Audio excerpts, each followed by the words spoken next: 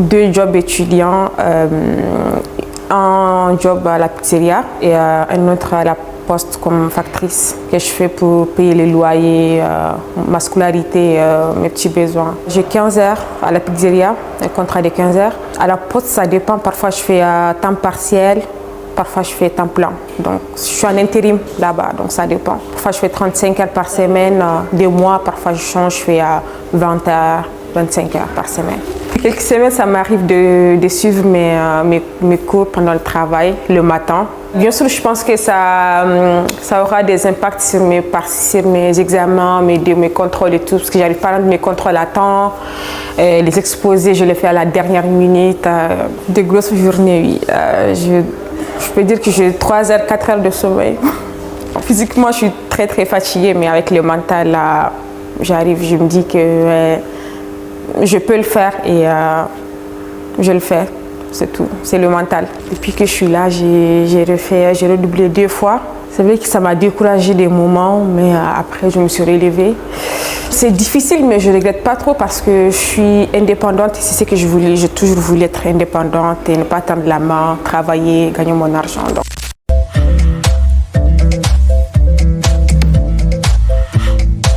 Hello, j'espère que vous allez bien. Moi, je vais super bien. Ça fait un petit moment, on ne s'est pas vu, 3, 4 mois à peu près. En tout cas, je vais pas faire comme les influenceurs. Non, j'avais besoin de me déconnecter des réseaux. C'est faux. C'est très faux. J'avais pas besoin de me déconnecter. J'étais bien connectée sur les réseaux. Mais j'avais trop de choses à faire. J'avais tellement de trucs à faire. Et à des moments donnés, il fallait faire un choix. Il fallait, voilà, mettre la priorité sur des trucs pressants. Donc, j'ai choisi d'autres choses et j'ai mis un break sur YouTube. Maintenant, je suis là, je suis revenue, je suis de retour. Alors, pour ceux qui me découvrent au travers de cette vidéo, bienvenue. Moi, c'est Armelle et ici, on partage sur nos défis, les difficultés, les galères qu'on rencontre généralement au début à l'étranger et comment faire pour s'en sortir, comment nous qui sommes sur le territoire étranger, on a fait pour s'en sortir. Je ne savais pas trop comment aborder le sujet d'aujourd'hui. Je savais pas quel thème donner en fait, parce que je me suis posé la question, mais est-ce que c'est nécessaire? Est-ce que mais je pense que c'est nécessaire, c'est très nécessaire d'en parler, de parler des inconvénients des jobs étudiants, de parler des conséquences de trop de jobs étudiants. Je pense que c'est très, très nécessaire parce que il y a beaucoup de personnes qui arrivent ici, surtout les nouveaux là, qui se perdent dans des jobs étudiants. Je ne sais pas si c'est un phénomène de, je sais pas, d'inconscience, d'insouciance, je ne sais pas vraiment, mais il arrive que certains étudiants, certaines personnes redoublent leur année à cause des jobs. Il arrive que certaines personnes n'obtiennent pas leur titre de séjour à cause des jobs. Il arrive que certaines personnes ont les problèmes avec la préfecture à cause des jobs étudiants. Il arrive que certaines personnes ont des maladies à cause des jobs étudiants.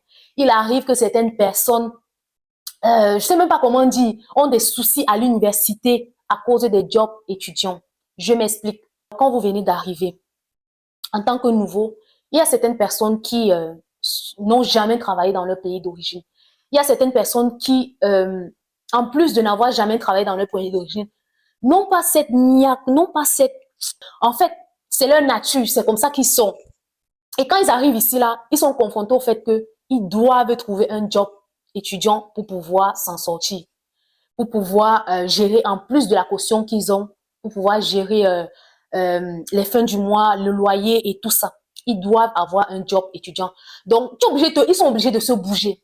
Et comme ça ne faisait pas partie de leur quotidien avant, ça dérègle un bon nombre de choses dans leur vie. Les études, c'est déjà lourd pour eux. Cuisiner, c'est déjà lourd pour eux. Se familiariser au nouveau contexte et tout, c'est déjà dur pour eux. Ajouter à ça un job étudiant. Imaginez un peu. Eh Seigneur, je ne sais pas comment, dites-moi un peu en commentaire, comment on appelle les personnes qui sont pas très actifs. Je ne connais pas le terme idéal, comment les qualifier. Mais c'est lourd en fait, c'est lourd pour ces personnes-là. Et dans ce cas, ils se retrouvent pour la plupart des temps à être déséquilibrés. Niveau études, ça ne donne pas. Niveau job, ça ne donne pas. Niveau agent, même compte bancaire et tout, ça ne donne pas. À des moments donnés, voilà, ils décrochent à tout. Études, ils abandonnent parce que c'est chaud de gérer tout ça. Et tu es obligé de vivre, tu es obligé de vivre. Ce ne sont pas les enfants que les parents peuvent, en plus de la caution, subvenir encore à leurs besoins étant à distance. Malheureusement, ils n'ont pas cette chance-là. Donc, vous voyez que pour ce type de personnes, c'est un peu difficile. C'est un peu difficile. Et ils se retrouvent premier semestre échoué, second semestre échoué, année redouble, je sais pas, dépression qui s'ensuit, stress qui s'ensuit. Ah là là, c'est compliqué. C'est compliqué ce que le job étudiant peut faire à quelqu'un qui n'a jamais jobé. Ça, c'est le premier cas de personne. Le deuxième cas de personne, c'est voilà, les gens actifs, les gens vaillants, les gens motivés, les gens assoiffés même d'argent, les gens vraiment qui avaient eu l'habitude de travailler dans leur pays d'origine, qui arrivent ici. Normal, tout est bien. Ils trouvent un job étudiant, ils travaillent. Mais sauf que job étudiant là, ça ne les suffit pas. Un seul job étudiant là, ça ne les suffit pas. Il faut qu'ils aient 2 jobs étudiants pour que leur conscience soit tranquille. Ou alors, il faut qu'ils aient 2 jobs étudiants pour voir assez d'argent dans leur compte bancaire. Et entre-temps, tu es étudiant. Tu as 2 jobs étudiants. Tu dépasses ton nombre d'heures de travail. Parce que normalement, ici en France, je sais pas trop ailleurs, mais je pense que c'est pareil. Le maximum pour un étudiant, c'est 20 heures de travail la semaine. Tu as 2 jobs étudiants qui te ramènent déjà à 30 heures, 27 heures de travail la semaine. Tu es étudiant. À quel moment tu étudies? À quel moment tu participes au projet en cours? À quel moment tu assistes à tous tes cours? À quel moment tu te reposes? À quel moment même tu développes une vie sociale? Tu t'adaptes à ton nouvel environnement? À quel moment? Tout ça, c'est bien beau. Avoir l'argent, avoir 2 jobs et tout, c'est bien beau. Mais la conséquence qui s'ensuit pour la plupart de personnes, c'est le redoublement. Le premier semestre, on se dit non, comme je ne me suis pas bien intégrée, il fallait que je m'intègre, je ne comprenais pas bien les cours. Mais tu ne t'es pas donné le temps de comprendre les cours. Tu ne t'es pas donné le temps de pouvoir réviser à la bibliothèque, de pouvoir participer au projet, de pouvoir t'asseoir à un moment donné et d'étudier. Tu ne t'es pas donné ce temps-là. La conséquence naturelle, c'est quoi? Tu échoues ton année. Tu reprends ton année carrément. Parce que en fait, tu n'as pas su mettre la priorité sur tes études pour lesquelles tu es arrivé ici à l'étranger. Tu n'as pas su mettre la priorité sur ta réussite, sur le plan professionnel, sur le plan académique. Avant les à côté là, tu n'as pas su faire la part des choses. Tu es en fac, tu manques les cours. Tu arrives en retard presque tous les temps au cours, au TP, au TD. On fait les projets en groupe, tu t'absentes par-ci, par-là. Et les motifs que tu donnes, c'est vraiment le mensonge en fait. Je ne sais même pas comment dire. Les motifs que tu donnes en fait, même tes camarades de TP savent que tu abuses à un moment donné. Tout ça parce que tu es en train de courir derrière un job. Tu es en train de courir derrière 30 euros, 50 euros, bien, c'est pas 400 euros le mois. Je ne sais pas si vous vous rendez compte à certains moments donnés. Moi, je dis souvent à ma petite sœur que si le job étudiant que tu fais te fait arriver tout le temps en retard en fac, en retard au cours, en retard au TPTD, arrête le job là. Parce que ta priorité doit être tes études pour lesquelles tu es arrivé ici et non le job ou alors et non les besoins que tu es en train de courir derrière pour pouvoir subvenir. Je lui dis également que l'argent que tu amasses, tu passes ton temps à amasser, tu passes ton temps, l'argent là, c'est largement suffisant pour pouvoir vivre. C'est largement suffisant pour pouvoir vivre. Tu peux travailler 1 mois. Avec la caution que tu as arrivé, surtout la première année, tu travailles 1 seul mois. Ça te permet de gérer 2 mois.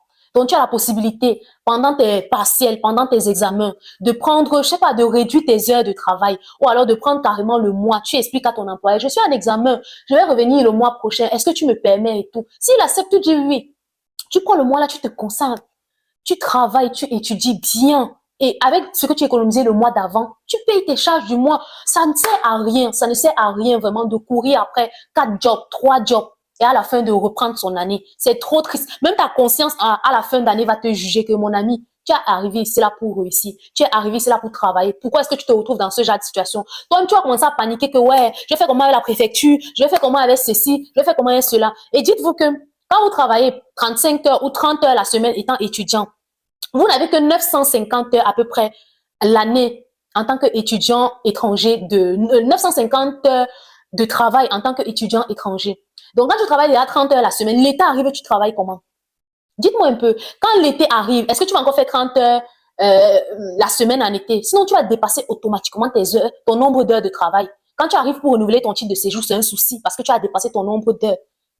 On vous a donné 20 heures de travail, on vous a donné 15 heures de travail, 10 heures de travail même pour un étudiant qui veut vraiment étudier et travailler. 10 heures de travail, c'est le bon nombre d'heures de travail pour pouvoir réussir ses études et réussir son année.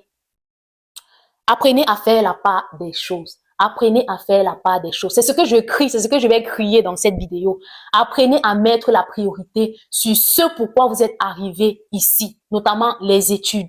Apprenez à mettre la priorité. Si tu te rends compte à un moment donné, le premier semestre est passé, les partiels sont passés, les examens sont passés, tu connais ton sort, tu connais que ici, là, j'ai pas bien travaillé. En fait, tu es conscient que le semestre-ci, je risque d'aller au rattrapage avec 4 ou 5 matières. Pour ça, qu'est-ce qui m'a fait en sorte que j'ai pas eu le temps d'étudier? Qu'est-ce qui a fait en sorte que j'ai pas bien travaillé? Qu'est-ce qui a fait en sorte que je me retrouve dans ce genre de situation? Quand tu analyses ça, tu te dis, OK, pour le second semestre, je vais peut-être réduire mes heures de travail. Ou alors, pour le second semestre, je vais changer de travail carrément. Je vais trouver un travail qui me permet juste de travailler le samedi et le dimanche. Comme ça, en semaine, je suis libre. En tout cas, moi, c'est comme ça que je faisais. Moi, je faisais un job de ménage.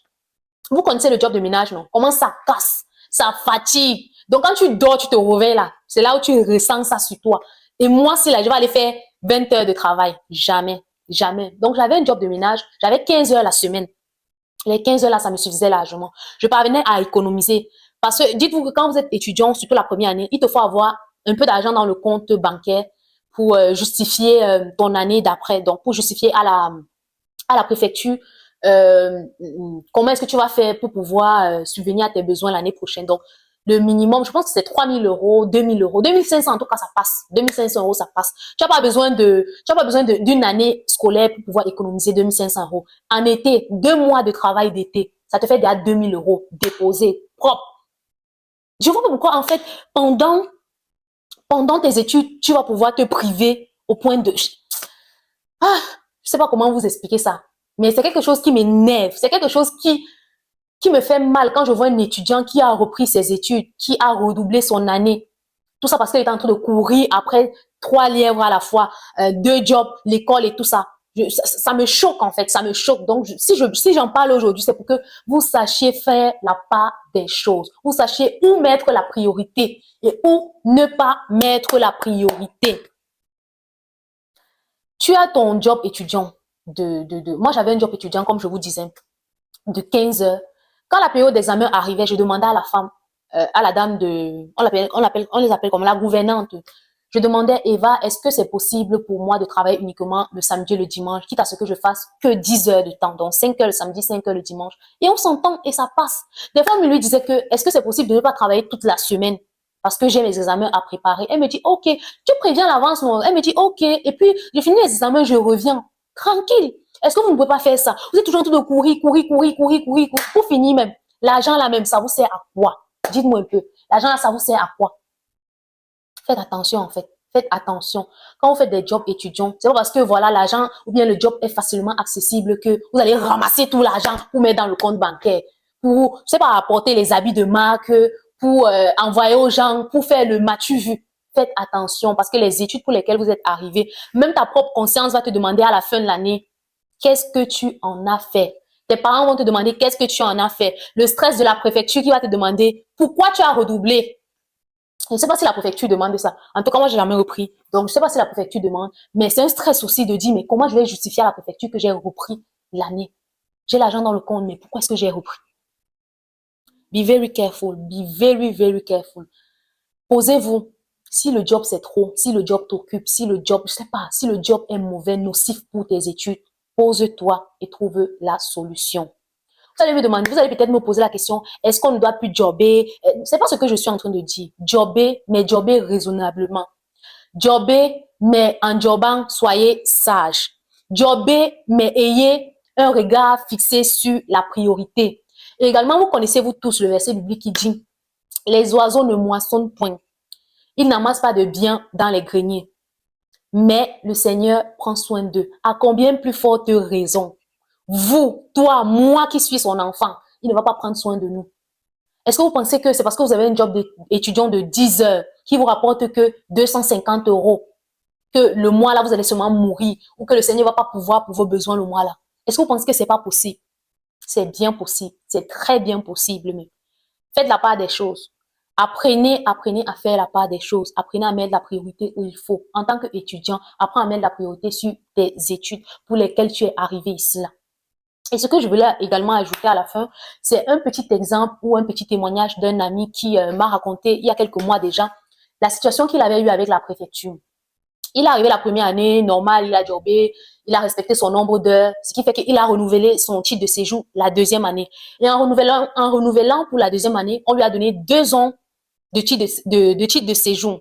Donc, dans les 2 ans de titre de séjour, étant donné qu'un étudiant normal, étranger, doit travailler 950 heures l'année. Donc, lui, il a fait ses calculs et tout, il ne s'est pas bien renseigné, il a fait ses calculs et tout. Il s'est dit, bon, comme j'ai 950 heures l'année, qui me donne à peu près 1900 heures pour les 2 ans, la première année, je vais travailler 1500 heures. Je vais beaucoup travailler la première année. Comme ça, là, la deuxième année, il va juste travailler 400 heures et ça va compenser, ça va faire, quand la préfecture va additionner et tout ça. Sauf que non, non, non, c'est pas comme ça que ça se passe.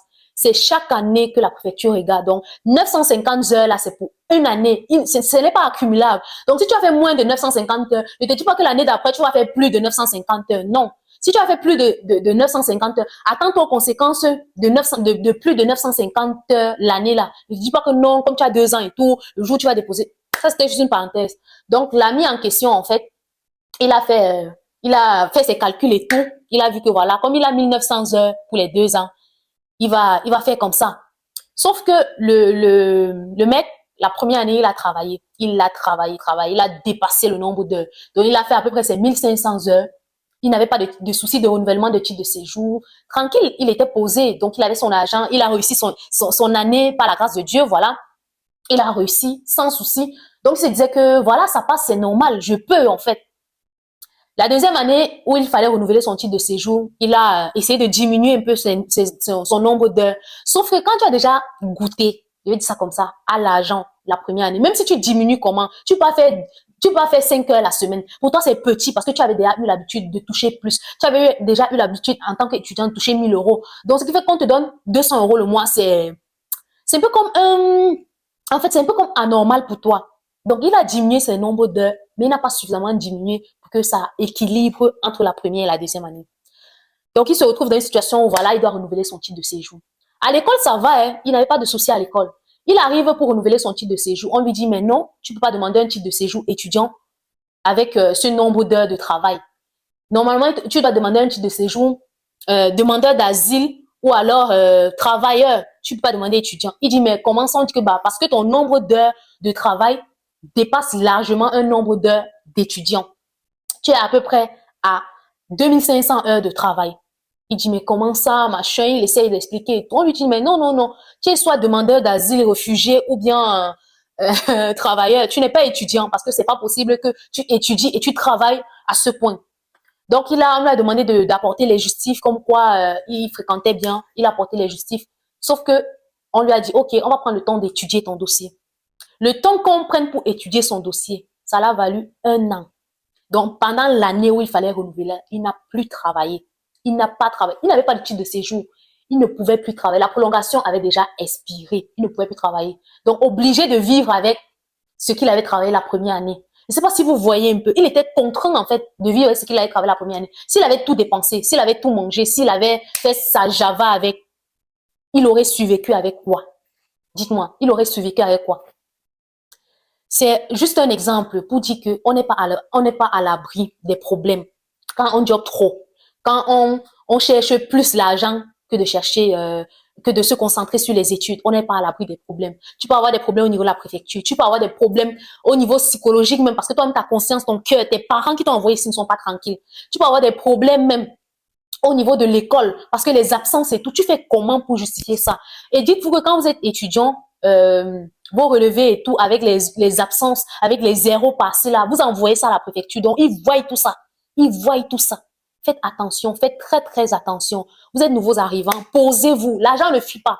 Le travail ne fuit pas. Le job ne... En été, si tu veux, tu travailles même 40 heures la semaine en été. En été même, nous, on travaille même 45 heures la semaine. On travaille 35 heures la semaine et 15 heures le week-end. Donc, imaginez un peu, 45 heures la semaine en été. Tu rattrapes toutes tes heures là. Mais pendant le temps d'école, Concentre-toi sur l'école. Ah, tu vas rattraper tout le reste là en été. Tu vas charger ton compte bancaire en été. En fait, l'été est là pour ça. Faites à part des choses. C'est tout ce que je voulais dire dans cette vidéo. J'espère de tout mon cœur qu'elle va tomber dans les oreilles d'un nouveau arrivant sur le territoire étranger. J'espère elle va parler à une personne qui se retrouve avec les jobs, et lui-même il se perd dans tous les jobs là. J'espère qu'un parent, un grand frère, quelqu'un va envoyer la vidéo s'il y a une personne qu'il trouve que la personne s'y abuse avec les jobs. On dit petite sortie, petite soirée, je suis en train de travailler. Toi, quand tu travailles du lundi à dimanche, tu dors à quel moment? Tu vois tes amis à quel moment? Envoyez-leur la vidéo. S'ils doivent voir ça, ils doivent écouter ça. Faites attention aux jobs et tout ce que vous faites. Et même les jobs étudiants là, vous savez que ça rend malade, non? Vous savez que ça rend malade, non?